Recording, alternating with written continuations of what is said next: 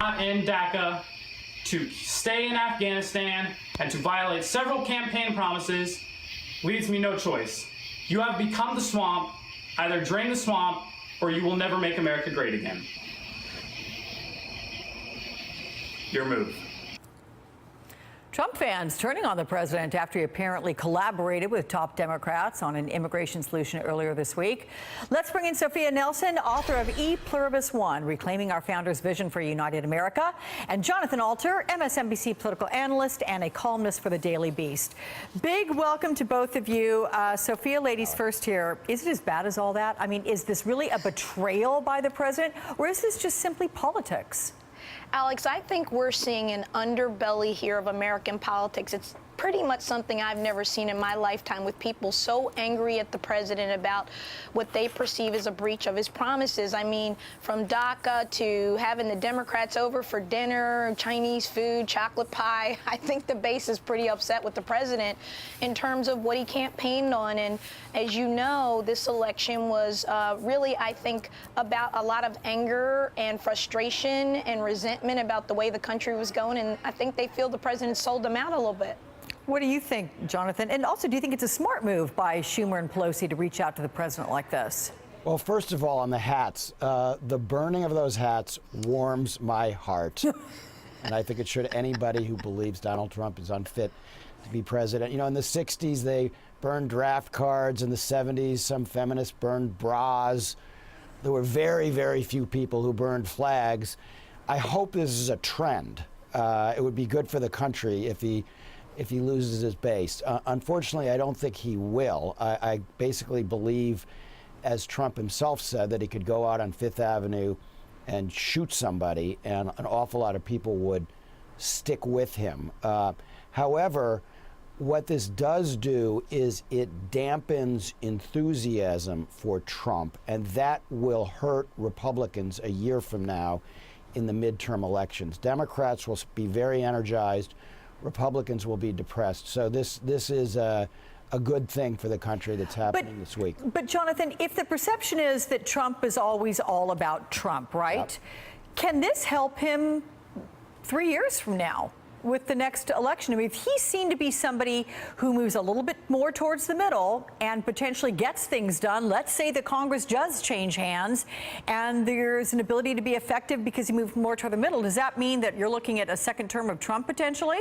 Potentially. I mean, you can never rule that out. And obviously, he has something going for him politically, or he wouldn't have been elected in the first place. But, you know, he's in danger here of being caught in a kind of a pincer effect between the disgruntled base and then the Democrats, and not having any establishment Republicans who particularly like him. So it's way too early, obviously, to see how he'll do in 2020. More relevant is what happens in the midterms. And what you have now is Democrats, Pelosi, and Schumer, who are very skillful negotiators, very skillful politically, up against a president who pretends that he's a good deal maker, but is so hungry for a win, for some points on the board, that they basically have him just where they want him. And he's not in a good negotiating position, and he actually has no history as a great negotiator. He went bankrupt 5 times. How about the renewed focus on immigration, Sophia? Is that something that can hurt Republicans in the midterms next year? I mean, is that a valid concern? Well, I want to go back to something Jonathan said. Number one, I think we're seeing a president who is actually learning, and I think it's General Kelly and some of the others that have been moved out and moved in his circle, that he's got to govern and he's got to get something done. Listen, governing is all about compromise, whether it's immigration, whether it's on tax reform, whether it's on health reform, which the Republicans botched badly. As a lifelong Republican, I am mortified that they talked all the trash they did and they didn't get anything done on it. And I think a lot of Republicans feel that way. So I think that on immigration, will this hurt Republicans? I'm not sure, because I think if you look at the polling data, Alex, most Americans absolutely want the laws abided by. We don't want people to come into the country illegally. However, once they get here, and particularly when they're young people or children, that's where most Americans go soft. So I think the president is finally starting to learn that Washington works a certain way, and that the swamp will never get drained, and that he has to wade through the swamp and work through the swamp and deal with the creatures in the swamp. What do you think? That's what I think. What do you think a win looks like on immigration for the Democrats, Jonathan? I mean, how do they get it in this current political environment? Well, they're not going to get the big win that they would have wanted, a comprehensive immigration reform. But let's not minimize what happened this week. You have 600,000 to 800,000 young people who were brought here when they were very small, and they risked deportation just 10 days ago, being sent to a country they've never lived in, the cruelest fate imaginable. It now does not look like that's going to happen. That's good for the country. So if the Democrats can lock in a deal on DACA, that's good not just for them, but for the country and for those young people. So I think they will get that. And my guess is that what will happen is that will come in exchange for beefed up border security. Trump will try to say that it's in exchange for building this wall, but basically what they'll do is there's already portions of the wall on the border, and he will beef those up. He'll rebuild them a little bit. They'll pour a lot of concrete, put up some more fencing, and he will try to make it seem as if he is, building the wall. I don't think his base will be convinced, but that's the basic deal that will unfold over the next few months.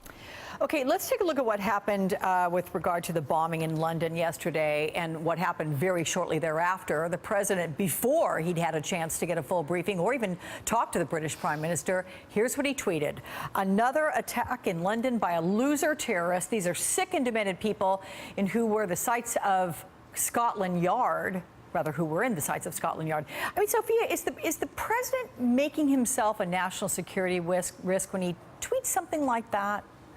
Alex, we talked about this last week when we were talking about North Korea and the missile launch there, and the fact that the president gets right on Twitter and he starts talking about things that really a president shouldn't talk about outside of his National Security Council meetings and perhaps with allies on the telephone. And Theresa May, the British Prime Minister, was not happy with him. Not at all. As was not the mayor of London and others, because I think it really becomes a trust issue. Like, can we trust the American president with national security? Can we trust him with intelligence?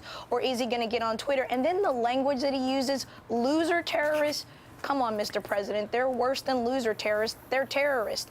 And I think that he is really frustrating our allies right now. So how long, Jonathan, do you think before the president tweets himself into some kind of a corner that he cannot get out of? Well, since it's hard to predict his tweets, I don't know how to answer that question. I think what he did here, is more evidence that he's totally unfit to be president of the United States, totally unfit to handle our foreign policy, our policy against terrorism. This is dangerous in some obvious ways, but it also, don't mean to be Pollyannish here, but there's a little bit of a silver lining here in this outlandish behavior, and that is that what really concerned me when President Trump came to office was that he would be able to use a terrorist attack on the United States to assume more authoritarian powers, and that a lot of people would rally around him and let him do things that were really bad amid the fear of terrorism. I think he's so discredited himself now in handling terrorist incidents that should we be struck, even with a very serious act of terrorism, he's not going to be able to suspend our civil liberties or do other damage to our democracy. All right, Jonathan, Sophia, you guys, thank you so much for weighing in. Appreciate that.